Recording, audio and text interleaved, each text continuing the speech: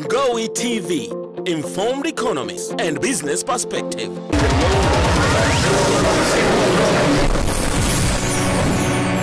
The first question goes to all of you. And my question is, in your opinion, has the budget been geared towards achieving the 5 years 2016-17, 2020-2021 National Development Plan, which is themed Nurturing Industrialization for Economic Transformation and Human Development? Has it been geared towards achieving those objectives? If I may start with Honorable Ambassador Amin Pungwe. May I start by asking a question? How many of us here were born before 1984?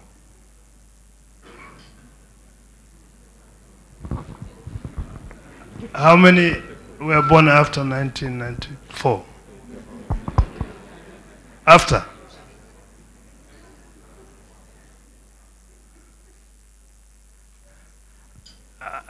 I think I'm correct by assuming that the majority were born after 1994. So my answer to this would be very much influenced by the demographic divide that characterized this gathering this morning. And therefore my answer would be yes and no. For us who were born before 1994, I think I would say yes, because the measures that I've seen in this budget tend to support the limited definition of industrialization process that is being implemented in Tanzania. And in my view, I think our industrialization policy is more as proclaimed than defined. I've been searching in vain to find the industrialization policy that guides whatever measures that are being taken. And the only one I've seen, I think, is in 1997. The rest, I think, is more assumed within the national development plans. I'm saying this because the world has changed, especially for those who are the millennials, who are the majority here. The industrialization policy tends to speak to the situation of the past, of my generation. And in that sense, if you look into in that limited scope, you say it is quite supportive. We have seen issues about tax amnesty, tax dispute resolution. I think a lot of issues that Beatrice outlined. They're quite revolutionary, so to speak, in terms, I think there's a movement from considering budget from the traditional way that budget was mostly looked as a revenue collection exercise. I think we're moving towards considering budget as an instrument or strategy for growth. So in that sense, it is quite facilitative and supportive. So my answer would be yes in that restricted sense. But then on the wider scale, you cannot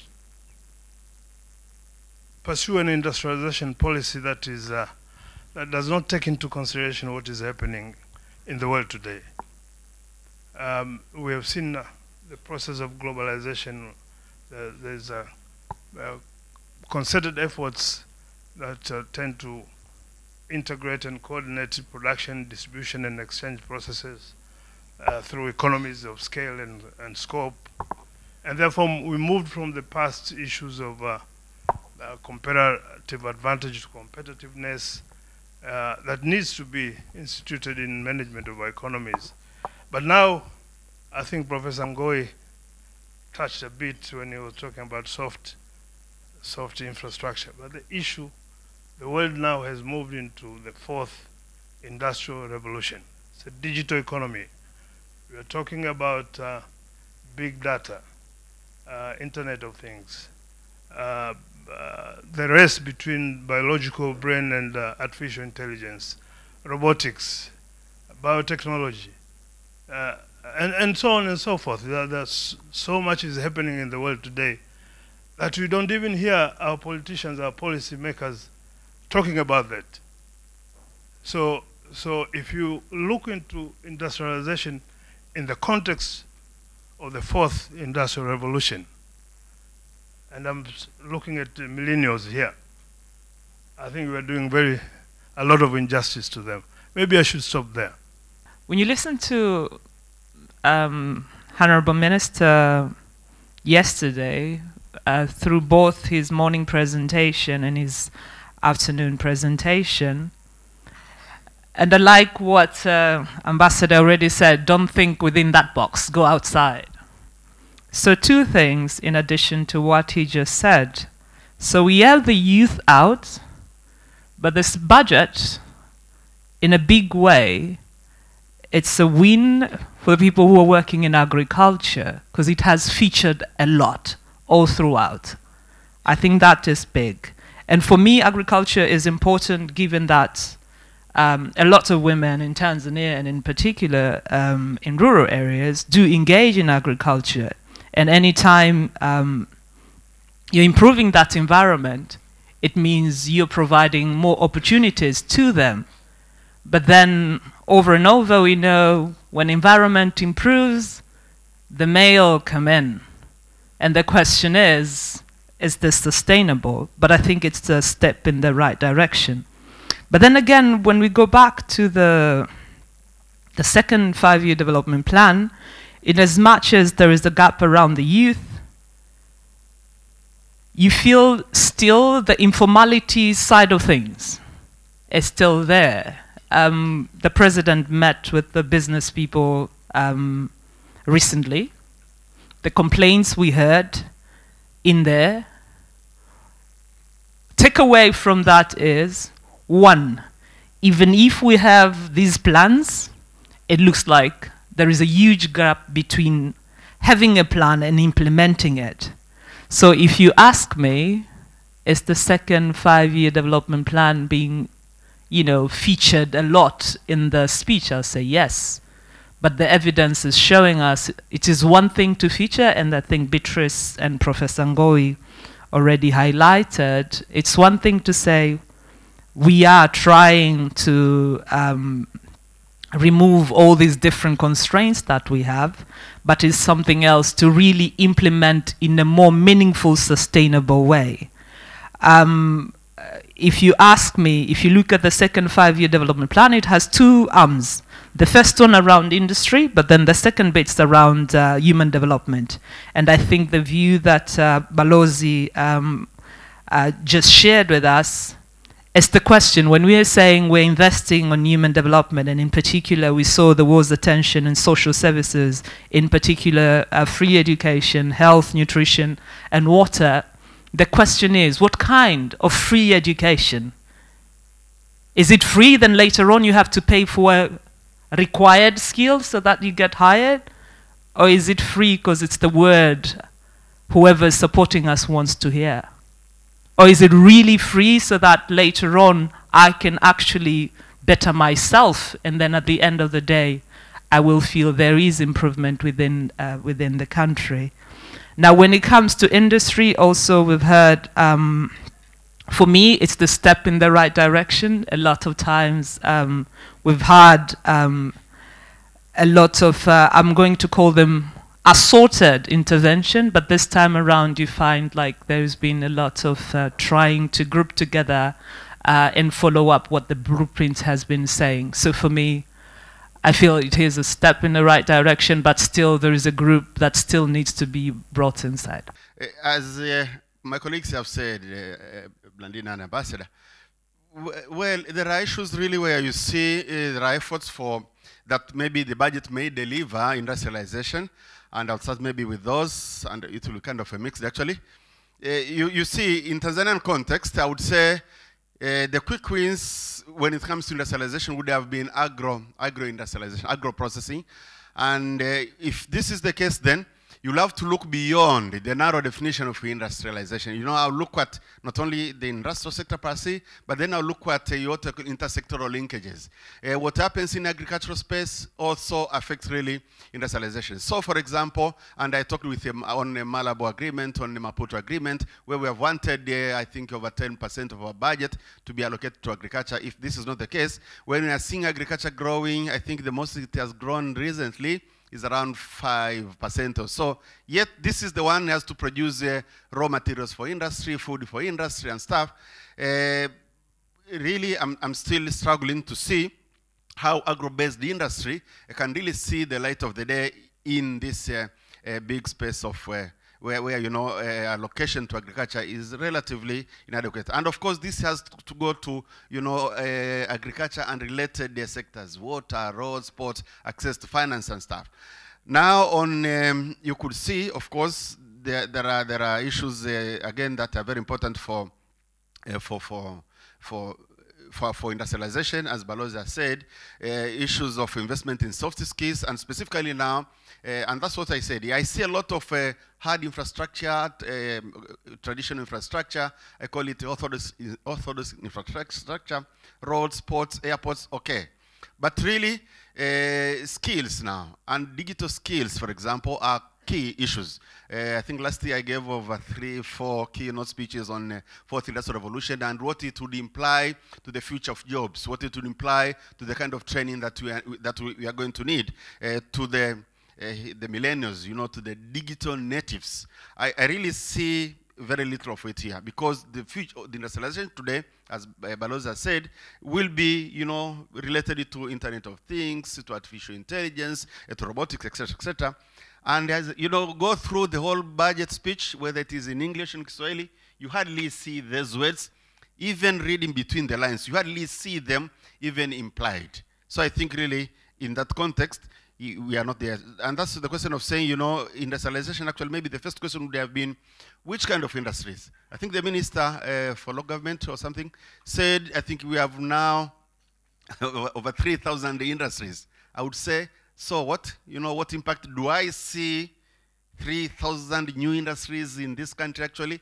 What has, you know, because if they have been there, I'm not saying they have not been there, but then I would ask, of which type?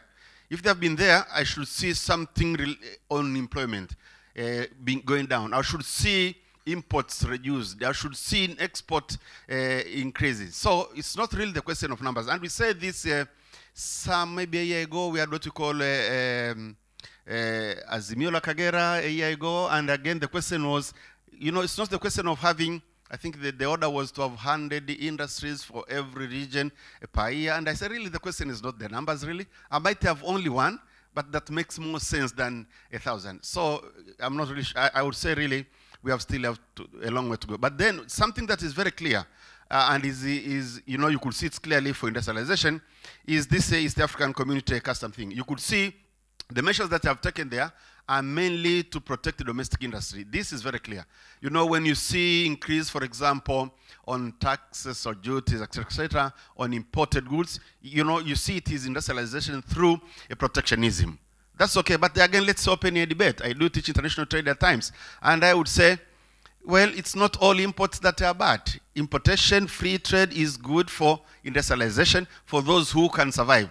So those of us who Balozi would understand, who saw the period between 1967 to mid-1980 when we lived in protectionism, I think we had a very low chance of seeing what others are seeing, you know, competition. So really industrialization did not see the light of the day. With the moment you open up for competition, now the thing is, of course, maybe it's only efficient domestic frames that are going to compete. So the debate is, yes, you can have budgetary measures that protect domestic industry and what we call infant domestic industrialization protection argument. But then, are we thinking of the customer? As a customer, I want the best. I want the best. I want my textile industry, whether it's, I don't know, whatever, to compete with the one in Italy, to compete with the one in, I don't know, Turkey, so that I get the best. So it depends really, industrialization for whom? For industrialists, for the TPSFs, for the CTI, maybe they'll like it. As a customer, as a consumer, I want the best wine. Yeah? So if you protected Dodoma wine, for example, I have no problem in that. But then as a customer, I want wine that competes with Dodoma wine. If Portuguese one is the best, it's okay. So I think you are seeing what I'm saying. Competition okay, protection okay, but not at the expense of me, consumer. Thank you. Thank you, Professor Ngowi. So maybe just a follow-on questions in terms of, and Balozi mentioned about comparative or competitive, and in terms of the focus as a country, what is our competitive advantages, and whether we are actually harnessing them. And we look at, I think you rightly mentioned about the demography with the millenniums. And also in terms of the disruption of the digital economy and social media, whether we are really looking at that. Is that the area that can help us with the resolving unemployment, for example, in a medium term and long term? And are we putting much of efforts in that?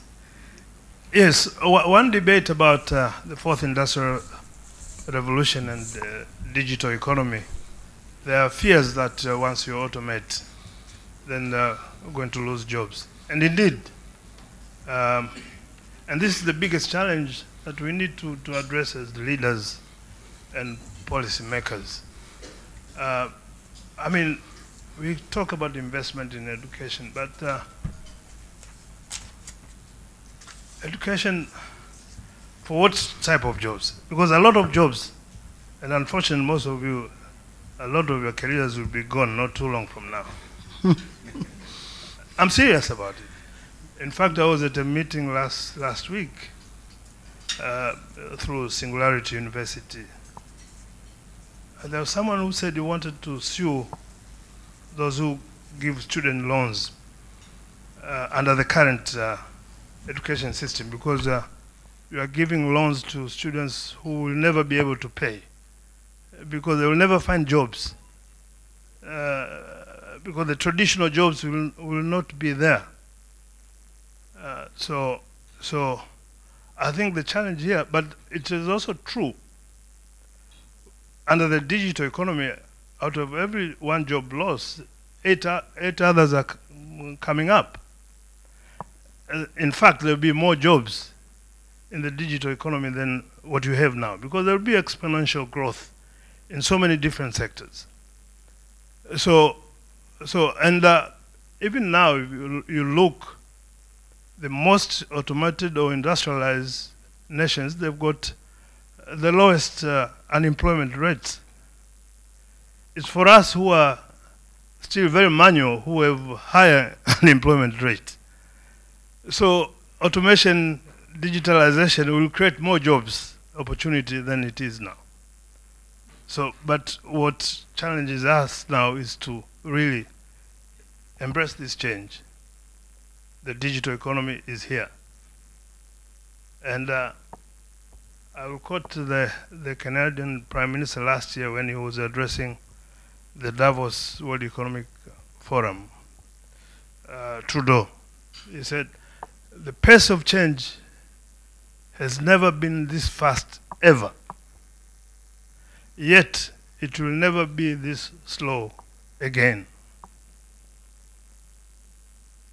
It's time to act now.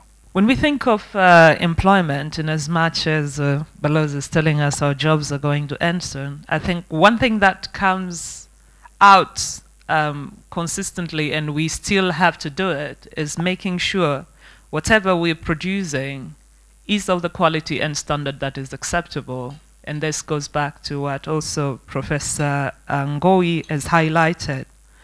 For us, in a developing country like Tanzania, our issue is not necessarily just the skills that we are learning now and how they're going to not to be useful to us, but it's the fear of obsolete technology being dumped to us. So instead of like being ready to learn about the new technology, it's going to be a fight of how to get rid of everything that has been dumped to us. So for me, anytime we talk about the fourth industrial revolution and technology, for me, technology is simply a tool, and you really have to harness it to see what comes out. Because at the end of the day, for instance, if we go back to our discussion, hearing issues around the incentives that have been provided around horticulture when it comes to packaging, in as much as it sounds as a very simple thing, it is going to really help a lot of people who are in this new sector produce in the quality and the standard that is acceptable internationally. So already we're showing we want to go there, and we have opened up this window for you to come in. Thinking about technologies around allowing the grain drying machines to come in also cheaply. We are also saying, you know what, we are ready to adhere to this. So our sort of employment is going to be around the entire spectrum, and it's not just going to need the analytics to do with the tech side itself, but it also has to do with the people who have other skills, but they simply have to uplift them in order, at the end of the day, then we have a better off society working with the technology and not just being separated from the technology that is around. That's my take. For me, again, I'll talk about in the context of what we have been calling, you know, the future of jobs, and now its budgetary implication for this matter. You know, the fourth industrial revolution is disruptive. It's coming with disruptive technologies. Business models have been changing. You know, the normal taxis that we know now we have in Taxify, we are having Ubers. I'm not sure whether this hotel is going to last long with the Airbnb and stuff. So I think that our education, and I've said this several times even at my own university, we have to change even the way we train our students now. We have to train. You know, when I went to university, I was trained for a job. I was trained to be job ready. Now I'm telling people we have to train our kids, our students, to be future ready. To be future ready. And unfortunately, you know, today's future is always today. You know, as Balozi has said, things are changing so rapidly. So even the kind of curricula that we're having, the R&D that we have to do, really have to be related to, you know, to the future. Now, in the context of budget, it means even the incentives that we are giving, even the budgetary allocation that we are giving for education, and all this, have to reflect exactly on what I'm saying. And that's what I've said, for example, when it comes to infrastructure, I would have loved to see more investment in soft infrastructure, in IT, for example, in digital economy, than in the hard roads, as I've said. Because ours is a knowledge-based economy, this is exactly where we are already. You know, our competitiveness will not be so much based on how many roads and ports and airports we're having. See, a small island like Ukerewe, I think is heavily now being saved by drones. So it's worth investing in drones to save Ukerewe than to, you know, to build maybe some bridges across all those islands in Ukerewe. Mzee Ami, he's doing his agriculture somewhere in Colombero. Maybe we have to, you know, I'm sure your tractors, Mzee, are going to be obsolete when we are having drones, you know, to spray, you know, your product. And this is exactly where I think we should be going. You know, yesterday I had a quarrel with somebody who said maybe you should be producing robots for export. I say it's too late, it's too early for Tanzania. But then buying robots and robot technology, invest in that, you know, I think the budget could be focusing more, you know, towards this. And of course, those of us who are training, maybe we need it to be retrained so that we are able to train these young men and women about these new technologies. So maybe our budget for education should have focused there more.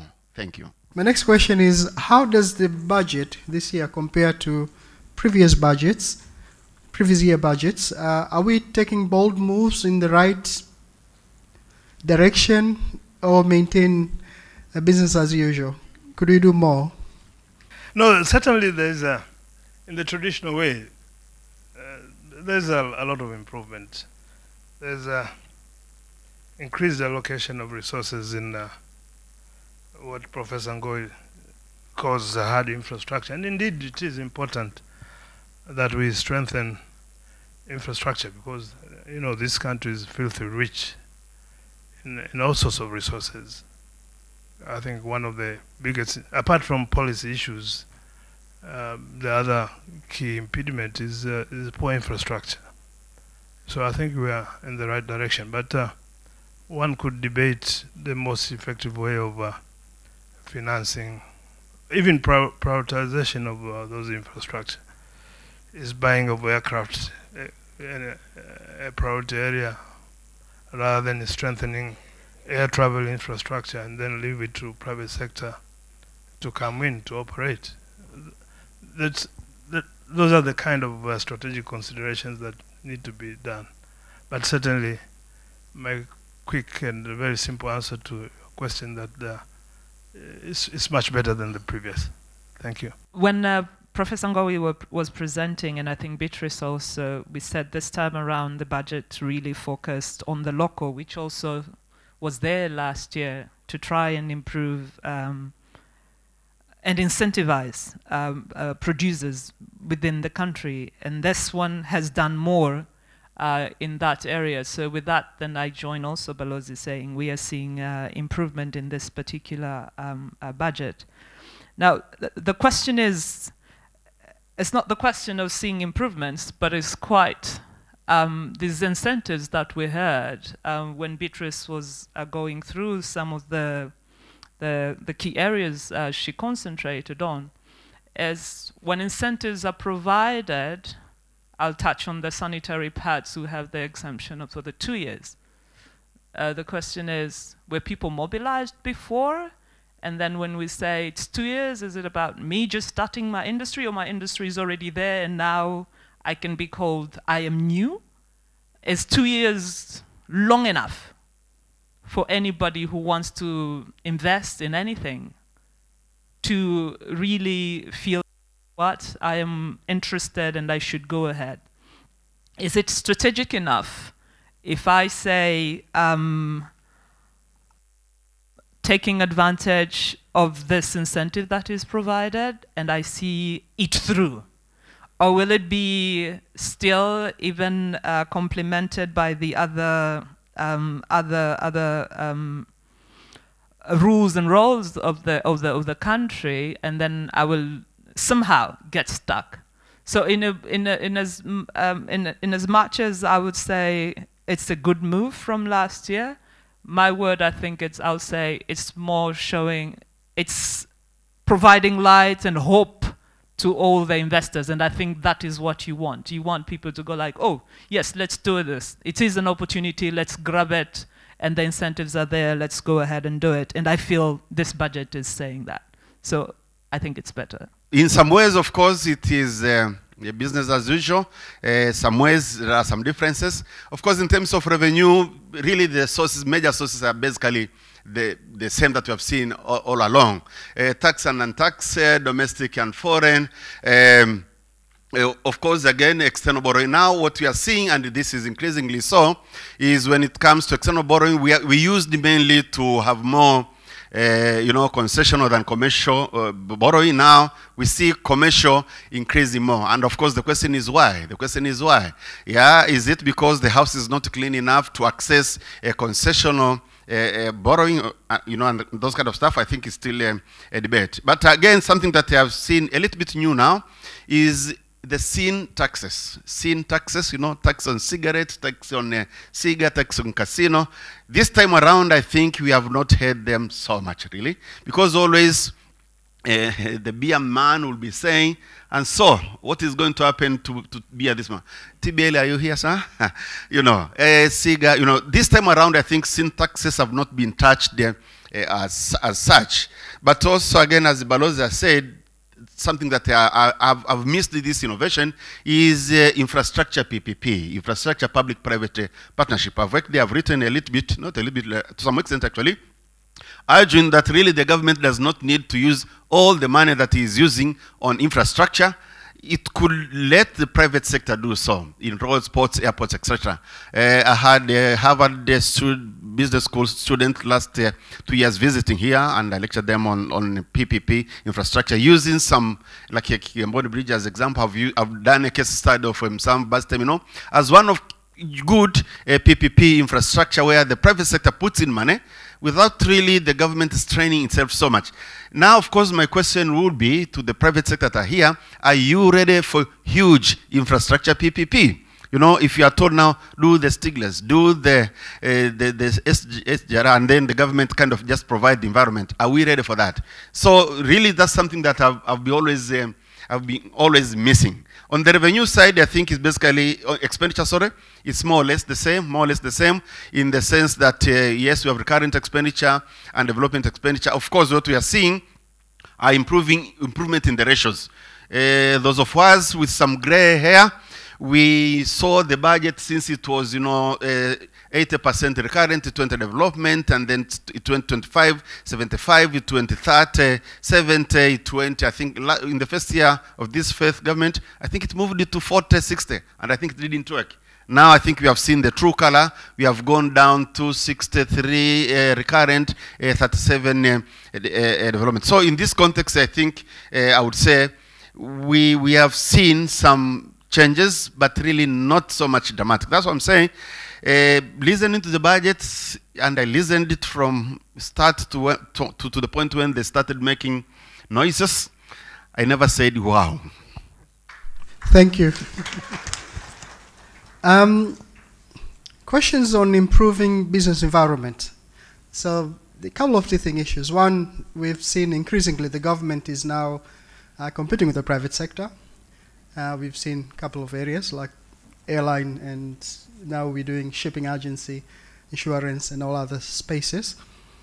But also in terms of level playing fields, in the same also licensing regimes and so on and so forth.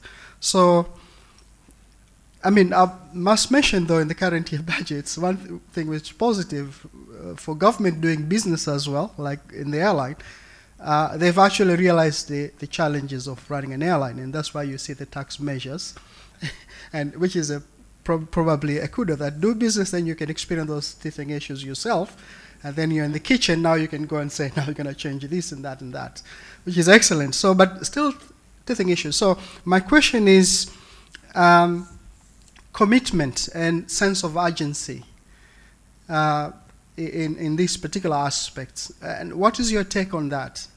Is it something that we can see that struggling with meeting revenue targets in terms of domestic revenue targets, could probably this be a magic bullet in terms of promote business private sector, simplify businesses, and it will be a magic bullet on the other side in terms of domestic revenue, probably? It's 20 years since I retired from government, and I've been in the private sector. And for my sins, I must have been, in my previous life, I must have been an armed robber, to be the chairman of the Chamber of Mines. And through those kind of challenges, I've spent some time in the last 3 years digging deep as an analyst, trying to understand the thinking of the government and towards the private sector. And indeed, I think apart from our first president, Julius Nyerere, the current president indeed wanted to be president. The rest became presidents by accident. I know, I saved some of them. I think this president was angered by his society and wanted to be president and resolve some of the contradictions in his country, in his society. I think you are all witnesses. The president's anger against corruption is deep, and I think is justifiable. So his anger against lack of misuse of resources in public service, in misuse of public resources, and lack of accountability in public service delivery. So it's a president who really wanted to resolve certain contradictions. And for us in the responsible private sector, indeed, we support, I personally support all these three sources of anger. And indeed, at one stage, and this is a fact, I've been in this space for quite a while, for 20 years now. The face of private sector at one stage was very much influenced by the crooks who were roaming around town here. These are the ones who would be attending state functions. You know, they were the face of private sector. And therefore, it explains the suspicion that the political leadership and the president has been having on the private sector. And the rest of us in the formal private sector, we'd assumed because we were big and famous, our credentials, our integrity is known. But no, I think there has been a trust gap for quite some time. And for us in the private sector leadership, we have not been able to appreciate that we need to earn the trust. We should not take it for granted that we be trusted, because some of us have been caught with their hands in the tills. Both, you know, including big names in international business. So I think we needed to earn the trust. And the events of the last few months are quite encouraging. That I think, I don't know whether it's through the strength of headwinds or realization that you know, private sector is a key player. I think there have been some good signs of positive disposition towards the private sector, and the initiative by the president meeting various business leaders testify to that. So, and precisely because of that trust gap, there have been tendency to rely more on government or parastatals performing certain economic activities than the private sector, because we've been suspects. So we need to, as business leaders here, we need to earn their trust. We should not take it for granted. Now, coming to improving the ease of doing business, I think the government has been taking measures, but it depends on which area. In my public service life, I used to be door-to-door salesman for Tanzania, and I used to distinguish three types of FDI that need to be mobilized to come to Tanzania. There's a resource-driven FDI, which this country is quite well endowed. You know, we're fifth rich, and yet we are so poor. And I think that's just the dynamic which tends to inform the suspicion within the policy-making levels. So rich and yet so poor. There must be some structural and distortion there, and the government is doing its part, but also in the private sector we have to do. And there have been a lot of efforts on the part of government to ease to measures that would end up to facilitate ease of doing business. But another area of FDI, or even local, but certainly FDI that Tanzania has a huge potential, but we have not worked on it. It's market-driven FDI, or market-inspired FDI. And here too, Tanzania is quite well endowed, because we have a lot of advantages, geographical advantages. A coastal state surrounded by all these landlocked neighbors. We have history on our side, a post-independence history of absolute peace and stability. It's quite a rare asset, certainly in Africa. But most importantly, if you talk, for instance, about East African Common Market, the common market is Tanzania. We're the only country which share borders with all the member states, except Southern Sudan. And as if that is not enough, we have SADC behind us. So there's the market-inspired FDI that we've never worked through and find a way of encouraging its flow into Tanzania. You know, establishment of production activities that will take advantage of this wide market that Tanzania has. And third area of FDI and even local local investment that needs to be encouraged and make it easy is intellectual property. And this, I go back to my favorite subject of digital economy. And this is where we need to do more in terms of investment in our education and type of education, and making it easy for intellectual property. Our laws on various IP issues has to be aligned and be attractive enough to have this kind of FDI flow into Tanzania. Thank you very much. When it comes to doing business, as it was presented by both Ngowi and Beatrice, it's a welcome idea, you know, seeing the blueprint being mentioned and the efforts that will be undertaken.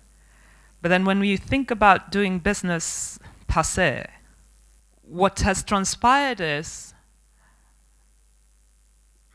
we need more learning within the public sector and within the private sector, even before the two meet. It sounds like we've been having one side learning more, but then suddenly now it's like, oh, whoa, whoa, whoa. Even when we're learning, it needs to be inclusive all the way to the lowest level.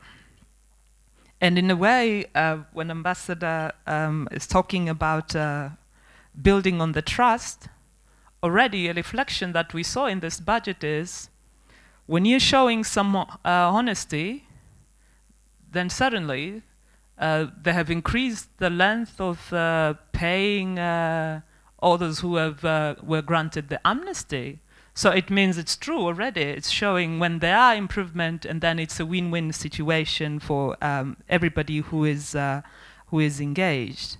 Now, when I think about areas whereby we can actually take advantage of, and maybe even the private sector can spearhead this.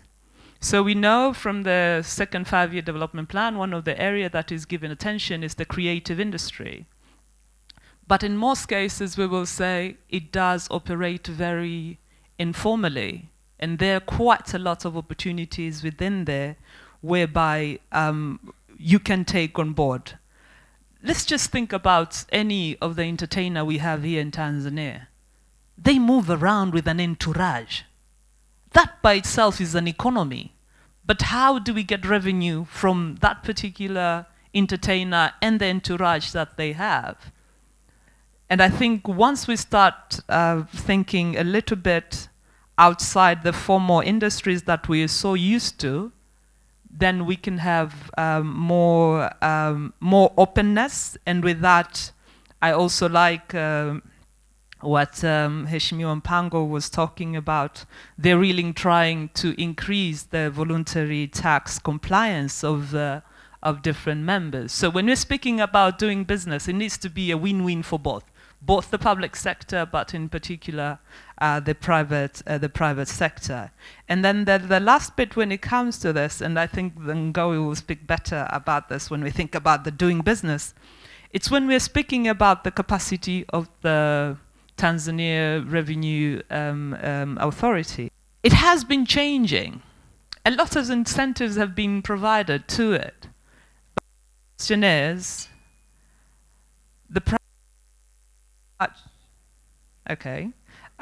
as to how many times sorry, the mic is acting up. How many times do they have an opportunity to sit with the TRA and accept some inputs coming from the private sector? Because it's not necessarily everybody wants to avoid tax. If you're seeing the services, you actually want to pay more tax. And then you also become like a police, like, hey, road is not made well enough. I've paid my tax. I want to see something better. So the more most of us pay, also help in following up some of the issues that are coming up. But I know that's an area Ngowi does more. Again, when it comes to capacity of TRA, I think for me what I'm saying is it's important for them to continue collaborating, and in particular in the industries that are still are not yet recognized as formal. When you think about the young men and women, Professor here, both and Ambassador and Professor, we're speaking about the digital world.